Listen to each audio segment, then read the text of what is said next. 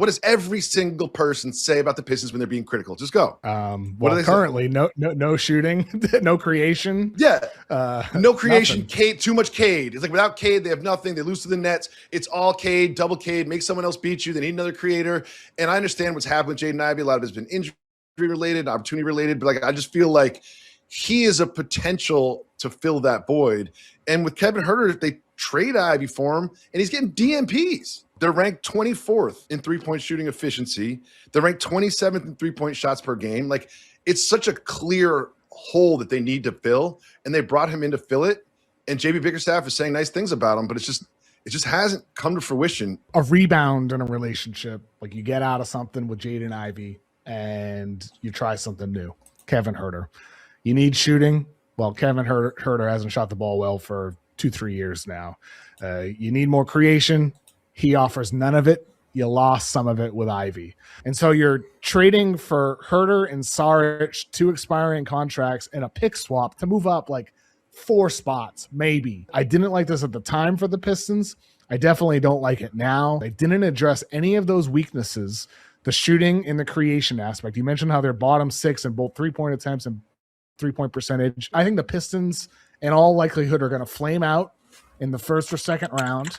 I don't believe in this team. I think they need more shooting and they need more creation. And one of the reasons why this was the worst rebound this year from any team is because they have all their future picks and they have young guys on their roster, Ron Holland types that are in theory expendable. And they did nothing to even overpay. And this is just what they believe, right? You know, people keep saying they could have kept Jaden Ivey. He ain't doing shit in Chicago. People keep coming to my comment section and saying he's not doing nothing in Chicago. He couldn't get on the floor in Detroit, and in Chicago, I'm trying to look it up right now. The last 5 games, I mean, yeah, he got 10 points, 13 points, 10. Nothing out the ordinary. Jaden Ivey wasn't gonna save you, regardless of how y'all feel about Jaden Ivey. He wasn't gonna save you. They don't feel a rush. They don't feel like it's the second year of a rebuild. They probably have a plan. There's no rush from them, and they just gonna do this the right way. And Ron's is expendable. Not to them. They're not going to feel like they're gonna make the mistake of what the Clippers did with SGA. You know what I'm saying? They don't feel like they're gonna make that mistake. They're gonna develop the guys around them and they're gonna plug them into their system. It's not a win now situation that they have. They don't feel like they have to win now. They want to develop, get experience. They know you don't go from zero to hero. They understand. I think people don't get it.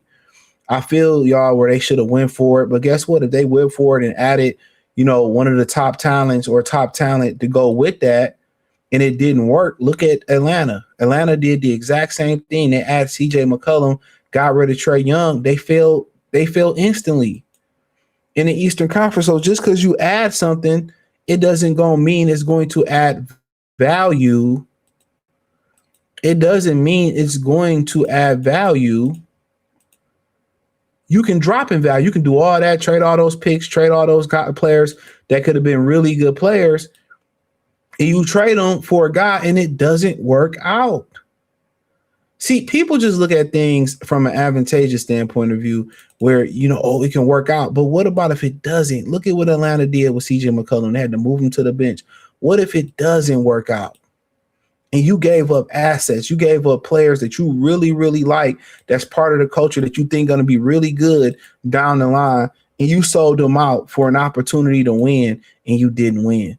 Matter of fact, you feel like you could have won or had a better chance of winning with those guys, but you brought in somebody that messed up the chemistry. Also, what is being showed is JB Bickerstaff don't want to mess up the chemistry of this team.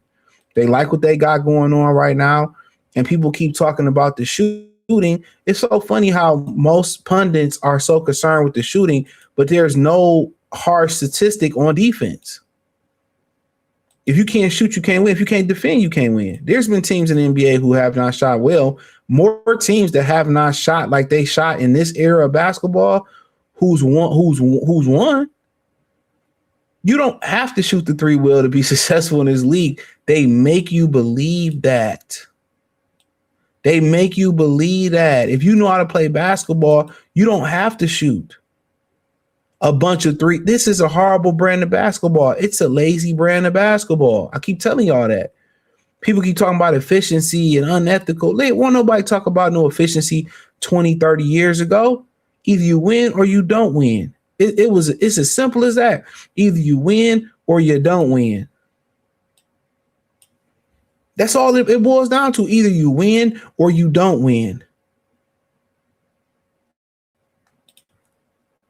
Oh, he's not efficient, and nobody trying to hear that, dog. Talk about the turnovers. Talk about the lack of durability. People talking about plus minus. It's destroyed the game. Well, mid range is a bad shot. It's not a bad shot because you can't quantify it with a math equation. It doesn't make it a bad shot. Because y'all don't understand. You can't come in here, with a calculator and a tape measure and tell us what's good and what's bad basketball. I'm telling you, dude. To be honest, I'm the coldest at this basketball shit. I don't really watch it no more, but historically, bro, and really knowing the game and knowing all the, bro, man, it really can't be faded, bro.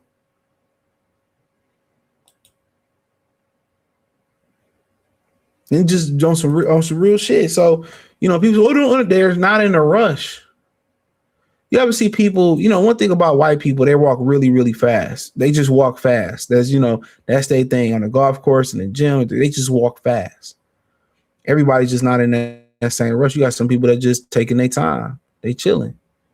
They taking their time. They not in a rush. You got some people that drive frantically. You know what I'm saying? You got some people who drive frantically.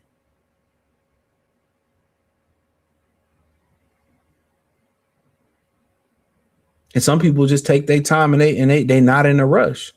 The Pistons are just one of those people that just take their time. They're not rushing. It's no real rush. We're in the second year of a rebuild.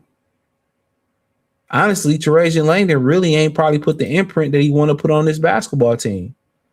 He brought the coach, he brought the shooting coach in, he brought JB in. JB kept some of the staff that was already here. They kept Dwayne Casey around for input on the players, and he added Ron Hollins. I believe he added Asar Thompson. He really ain't, really these ain't his guys. From Cade to Jalen Duren to Isaiah Stewart, I think Sasser. Sasser was a Weaver pick. Most of these guys ain't his guys. So y'all really ain't seen what he really wants to do. Now, if this thing 100% didn't work, right? If it 100% didn't work, you would see a lot more furniture moving. But as well as it worked, and he was able to support it with JB, with Asar Thompson, with Ron Hollins, with Fred Vinson, and they was able to, bring in the Tim Hardaway's, and it worked so well. I think he was surprised on how well it worked. But these people want the Pistons to be in a rush, and some fans want them to be in a rush. But when you American, you're not rushing. They're American. They're not rushing. You know what I'm saying? And you rush and you mess it up and you trade a guy that's a superstar or a good piece that if you would have waited on, it's no real rush. Honestly, it's not a rush. I know I see the window open, but it's no real rush. So that's what I've grown to understand. They're going to just go through growing pains. When Jersey was coming through the East, they had to go through the growing pains. When Detroit was coming through the East, they had to go through growing pains. Indiana, even before them, Chicago, these teams had to Detroit again. They had to go through growing pains. Shaq and Kobe had to go through growing pains. You don't go from being a zero to a hero. The Thunder had to go through its ups and downs. So, the Boston Celtics, they had to lose a championship to win one. So, it is what it is, man. Thumbs up the video, share the video, subscribe to the channel.